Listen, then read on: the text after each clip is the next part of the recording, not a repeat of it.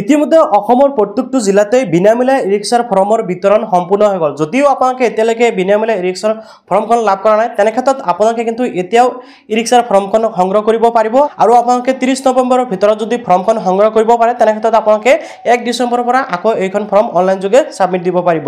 গতিকে আপুনি যদি এতিয়ালৈকে ফৰ্মখন সংগ্ৰহ কৰিব পৰা নাই, তেনে ক্ষেত্ৰত আজিৰ এই ভিডিঅ'ৰ জৰিয়তে আপোনালোকে দেখুৱাম যে আপোনালোকে ফৰ্মখন কেনেকৈ ডাউনলোড কৰিব পাৰিব, লগতে আপোনালোকে ফৰ্মখন কেনেকৈ ফিল আপ কৰিব পাৰিব, প্লাছ আপোনালোকে ফৰ্মখনৰ লগত কি কি নথিপত্ৰ দিব লাগিব আৰু আপোনালোকে ফৰ্মখন 1 ডিচেম্বৰত আকৌ কেনেকৈ অনলাইনত ছাবমিট কৰিব পাৰিব, সেই ভিডিঅ'ৰ কিন্তু মই 1 ডিচেম্বৰৰ দিনাখন আপোনালোকৰ বাবে লৈ আহিম। গতিকে আপুনি যদি ই-ৰিক্সা বা ম'ভেটৰ বাবে আবেদন কৰিব বিচাৰে, তেনে ক্ষেত্ৰত ভিডিঅ'টো সম্পূৰ্ণকৈ চাব। আৰু আপোনালোকে যদি ভিডিঅ'টো ভাল পায়, নিশ্চয় লাইক কৰি চেনেলটো ছাবস্ক্ৰাইব কৰিব। আৰু ভিডিঅ'টো যদি আপুনি ফেচবুকত চাইছে, পেজটো ফ'ল' কৰি শ্বেয়াৰ এটা মাৰিবলৈ পাহৰি নাযাব। তো প্ৰথমতে মই আপোনালোকক জনাই দি আছোঁ, বহুত সংখ্যক মানুহে জানিব বিচাৰিছে যে বাকী সংখ্যালঘু কোনসকল। আপোনালোকে এই কথাটো অতি সহজতে বুজিব লাগিব যে যিসকল নেকি ভাষাৰ ক্ষেত্ৰত সংখ্যালঘু অসমত আপোনালোকে জানে, যেনেকৈ বড়ো জনগোষ্ঠী আছে বা যিসকল নেকি বঙালী হিন্দু আছে, সেইসকল কিন্তু কি কৰে বাকী সংখ্যালঘুৰ মাজত পৰে। হয়তো মুছলমানো পৰিব বাকী সংখ্যালঘুৰ ক্ষেত্ৰত, কিন্তু মই সঠিক নহয় মুছলমান পৰিব নে নাই। তথাপিও মই আপোনালোকক এটা কথা ক'ম যে আপোনালোকে অনলাইন কৰিব পাৰে বা আপোনালোকে কৰিব পাৰে, যিহেতু আপোনাৰ কোনো ধৰণৰ টকা পইচা খৰচ নহয়। জাষ্ট আপোনালোকে ফৰ্মটো ফিল আপ মানে ডাউনলোডিং কৰাৰ বাবে 5 টকা এটা খৰচ হ'ব প্ৰিণ্ট আউট কৰাৰ বাবে, ঠিক আছে। তো এতিয়া ফৰ্মটো ডাউনলোডিং কৰাৰ লিংক মই এই ভিডিঅ'টোৰ ডিছক্ৰিপশ্যনত মই টেলিগ্ৰাম চেনেল আৰু হোৱাটছআপ চেনেল দি ৰাখিছোঁ।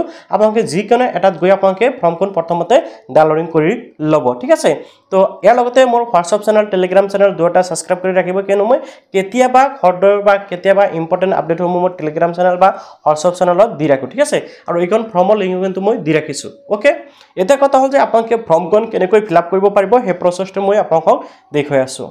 চ' ফ্ৰেণ্ডসকল, এই যিখন ফৰ্ম দেখিবলৈ পাইছে, এইখন হ'ল আছাম লিংগুইষ্টিক মাইনৰিটি ডেভেলপমেণ্টৰ অৰিজিনেল ফৰ্ম। অৰ্থাৎ আপোনালোকে যে বিনামূলীয়া ই-ৰিক্সা বা ম'ভেটৰ বাবে আবেদন কৰিব বুলি ভাবি আছে, তাৰে এইটো অৰিজিনেল ফৰ্ম। আৰু এটা কথা, আপোনালোকে বহুতেই ভাবি আছে ফৰ্মৰ যিটো নেকি এপ্লিকেশ্যন নাম্বাৰ, এই এপ্লিকেশ্যন নামটো ছেম হ'লে আপোনালোকে এপ্লাই কৰিব নোৱাৰিব। তো প্ৰথমতে এই নিয়মটো বনাইছিল যে যিসকলে নেকি ফৰ্ম সংগ্ৰহ কৰিব আৰু এপ্লিকেশ্যন নাম্বাৰ, এটা এপ্লিকেশ্যন নাম্বাৰত এজন ব্যক্তি এপ্লিকেশ্যন কৰিব পাৰিব বা ফৰ্মটো ছাবমিট কৰিব পাৰিব। প্ৰথমতে এনেকুৱা ধৰণৰ নিয়ম বনাইছিল, কিন্তু পিছত দেখিবলৈ পোৱা গ'ল যে প্ৰত্যেকজন মানুহে গুৱাহাটীৰ পৰা বা বহুত দূৰৰ পৰা গৈ ফৰ্মসমূহ সংগ্ৰহ কৰিবলৈ গ'লে প্ৰব্লেম হ'ব। সেয়েহে এই নিয়মটো সলনি কৰি দিছে যে মুঠতে আপোনাৰ ফৰ্ম এখন হ'লেই হ'ল। এই কথাখিনি আপোনালোকে হয়তো বহুতে নাজানিব পাৰে, তো আপোনালোকে আপডেটটো নতুনকৈ জানি ল'ব। যেনে এতিয়া আপোনালোকে আবেদন কৰাৰ বাবে কেনেকৈ আবেদন কৰিব তাৰে ফুল প্ৰচেছটো দেখুৱাইছোঁ। তো প্ৰথমতে চাওক, আপোনালোকে to the member secretary Assam linguistic minority development board, Borthakur mill road by lane number 7 house number হ'ল 75, এনেকৈ উলুবাৰী গুৱাহাটী 7 বুলি উল্লেখ কৰিছে। এতিয়া মেইন বিষয়টোলৈ আগবাঢ়িছোঁ, অ'কে। এতিয়া চাওক, আপোনালোকে যি ম'ভেট বা আপুনি ই-ৰিক্সাৰ বাবে আবেদন কৰিব, নাম্বাৰ 1 যিটো অপশ্যন আছে, টিক অনলি অন দ্য ফ্লয়িং, ঠিক আছে। আপোনালোকে ইয়াতে ম'ভেটৰ বাবে আবেদন কৰিলে প্ৰথমটো টিক লগাব, আৰু যদি আপোনালোকে ই-ৰিক্সাৰ বাবে আবেদন কৰিলে 1 নম্বৰ টিক লগাব, আৰু ম'ভেট হ'লে 2 নম্বৰত, অ'কে। এতিয়া আপোনালোকে চাওক, মই এই ডিটেইলছসমূহ একদম সহজভাৱে দি দিছোঁ, আপোনালোকে ধুনীয়াকৈ বুজি পাব। তো 2 নম্বৰত আছে name in full block letter, অৰ্থাৎ আপোনাৰ নামটো, অৰ্থাৎ যাৰ বাবে আবেদন কৰিব সেইজনৰ নাম ব্লক লেটাৰ, অৰ্থাৎ ডাঙৰ হাতৰ আখৰত আপোনালোকে ফিল কৰিব লাগিব। দেন 3 নম্বৰত আহি গ'ল আপোনাৰ এড্ৰেছত আপোনাৰ ভিলেজ বা টাউন আপোনালোকৰ যোনটো হয়, আপোনালোকে এইটো টিক লগাব বা আপোনালোকে তাৰপিছত ইয়াতে ভিলেজৰ নামটো বা টাউনৰ নাম আপোনালোকে বহাব লাগিব। তাৰপিছত ইয়াতে 3 নম্বৰৰ দ্বিতীয় কলমত আহিছে পোষ্ট অফিচ, অ'কে। আপোনালোকে পোষ্ট অফিচৰ নামটো লিখিব। তাৰপিছত আহি গ'ল PS, অৰ্থাৎ থানাৰ নাম, পুলিচ ষ্টেচন, আপোনালোকে পুলিচ ষ্টেচন নামটো লিখিব। তাৰপিছত ডেভেলপাৰ ব্লক বা টাউন কমিটি বা মিউনিচিপেল ব'ৰ্ড আপোনালোকে যিটো হয় আপোনালোকে সেইটো দিব লাগিব, ঠিক আছে। যদি আপোনালোকে গাঁৱত বসবাস কৰে, তেনেকৈ আপোনালোকৰ ব্লকৰ নামটো লিখিব। টাউনত বা আপোনালোকে থাকিলে টাউন কমিটি বা মিউনিচিপেল ব'ৰ্ডৰ নামটো আপোনালোকে দিব লাগিব। তাৰপিছত ডিষ্ট্ৰিক্ট নেম, তাৰপিছত ইয়াতে আপোনালোকৰ পিনক'ডটো দিব লাগিব। এণ্ড 4 নম্বৰত আপোনালোকে দেখিবলৈ হৈছে মোবাইল নাম্বাৰ, আপোনালোকে মোবাইল নাম্বাৰটো ইয়াতে এণ্টাৰ কৰিব লাগিব, অৰ্থাৎ আপোনালোকে বহাব লাগিব। 5 নম্বৰত দেখিবলৈ হৈছে আধাৰ কাৰ্ডৰ নাম্বাৰ, যাৰ বাবে আবেদন কৰিছে সেইজনৰ আধাৰ কাৰ্ড নাম্বাৰটো বহাব।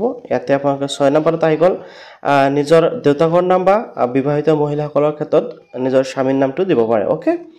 দেন আপোনালোকে দেখিবলৈ হৈছে এডুকেশ্যন কোৱালিফিকেশ্যন, আপোনালোকৰ যিমান আছে, মেট্ৰিক পাছ কৰিছে, ক্লাছ 8 পাছ কৰিছে, হায়াৰ ছেকেণ্ডেৰী পাছ কৰিছে, যিটো হয় আপোনালোকে সেইটো ইয়াতে দিব।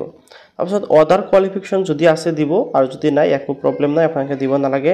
এছ অন 1 জানুৱাৰী 2025 অৰ্থাৎ 2025 জানুৱাৰী হিচাপত আপোনালোকৰ কিমান বয়স হৈছে এই বয়সটো ইয়াতে দিব লাগিব আৰু ডকুমেন্টছও কিন্তু আপোনালোকৰ বয়সৰ ডকুমেন্টছ লাগিব ঠিক আছে আপোনালোকে আধাৰ কাৰ্ড জন্ম সাৰ্টিফিকেট যিকোনো ধৰণৰ ডকুমেন্টছ আপোনালোকে ইয়াতে ব্যৱহাৰ কৰিব পাৰিব ওকে দেন আপোনালোকৰ 10 নম্বৰত আহি গ'ল ডকুমেন্টছ আপোনালোকে যেহুনকে আপলোড কৰিব লাগিব অনলাইনত তাৰে দুটা কিন্তু ইয়াতে টিক লগাব লাগিব এই কথাটো আপোনালোকে ভালকৈ বুজি ল'ব এটা চাওক document to be upload online অৰ্থাৎ টিক এনি টু ঠিক আছে আপোনালোকে এতে যে অনলাইনত ডকুমেন্টছটো আপলোড কৰিব আপোনালোকে সকলোৱে জানে এই যিখন আছে ফৰ্ম এইখন ফৰ্ম আপোনালোকে ফিল আপ কৰাৰ পিছত 1 ডিসেম্বৰ পৰা কি হ'ব এইখন ফৰ্ম আপোনালোকে আকৌ অনলাইনত সাবমিট কৰিব লাগিব আৰু এইখন ফৰ্মৰ হৈতে আপোনালোকে যিকেটা ডকুমেন্টছ দিব লাগিব সেই ডকুমেন্টছৰ টিক কিন্তু ইয়াতে এতিয়াই লগাব লাগিব ধৰি লওক ইয়াতে আধাৰ কাৰ্ড আছে ভোটাৰ আইডি আছে পাসপোৰ্ট আছে বাৰ্থ সাৰ্টিফিকেট আছে তাৰ পিছত আপোনাৰ এছএছএলসি অৰ্থাৎ মেট্ৰিকৰ এডমিট কাৰ্ড বা সাৰ্টিফিকেট আপোনালোকে ব্যৱহাৰ কৰিব পাৰিব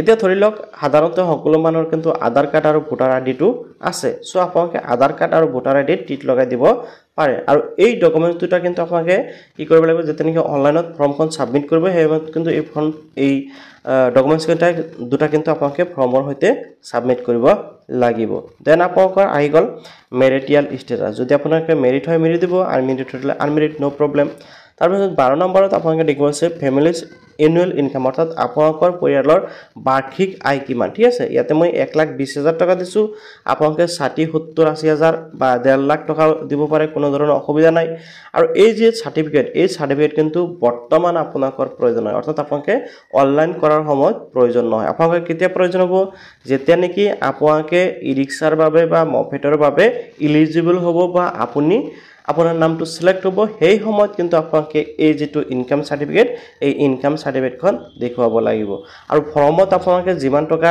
এন্টাৰ কৰিছে বা যিমান টকা এতে লিখি দিছে আপোনালোকে ইনকাম সাৰ্টিফিকেটখন বনোৱাতে সেম এমাউন্টত বনাই ল'ব ওকে দেন আপোনালোকে 13 নম্বৰত আহি গৈছে আপোনালোকৰ পৰিয়ালৰ কোনো মানুহে তেনেকা ধৰণৰ সুবিধা পাইছে বা ভোটৰ কোনো ধৰণৰ চৰকাৰী সুবিধা পাইছে নেকি যদি পাইছে আপোনালোকে এতে লিখিব এজ বুলি আৰু যদি পোৱা নাই ডাইৰেক্ট নকৰ দিলেও অসুবিধা নাই আৰু হেকত আপোনালোকে 14 নম্বৰত দেখিবলৈ পাইছে শ্ৰীমতী অৰ্থাৎ যাৰ বাবে আবেদন কৰিছে হেজনৰ নাম থাকিব ইয়াতে দেন আপোনালোকে ইয়াতে ফোন নম্বৰ দিব লাগিব সৰি আপোনালোকে ডেট টু দিব যেটো ডেটত এপ্লাই কৰিছে বা ফৰ্মটো ফিল আপ কৰিছে আৰু হেকত আপোনালোকে সিগনেচাৰটো কৰিব লাগিব full signature of the applicant okay আপোনালোকে জানিব পাৰিলে তো এনেকা কৈ কিন্তু আপোনালোকে এই যিখন ফৰ্ম এইখন ফৰ্ম আপোনালোকে সম্পূৰ্ণভাৱে ফিল আপ কৰি ৰেডি কৰি ৰাখক আৰু আপোনালোকৰ সুবিধাতে ফৰ্মখনৰ লিংক মই মোৰ টেলিগ্ৰাম আৰু হোৱাটছআপত দি ৰাখিছো আপোনালোকে সকলোৱে নিশ্চয় ইতিমধ্যে জানিব পাৰিছে আশা কৰিছো নিশ্চয় আপোনালোকে ভালকৈ বুজি পালে যে আপোনালোকে যিখন কি মাইনৰিটি ফৰ্ম বা যিখন কি ই-ৰিক্সা বা মফেটৰ ফৰ্ম সেইখন কেনেকৈ ফিল আপ কৰিব পাৰি এতিয়া আপোনালোকে ফৰ্মটো ফিল আপ কৰাৰ পিছত জাস্ট আপোনাৰ হাতত ৰাখত আৰু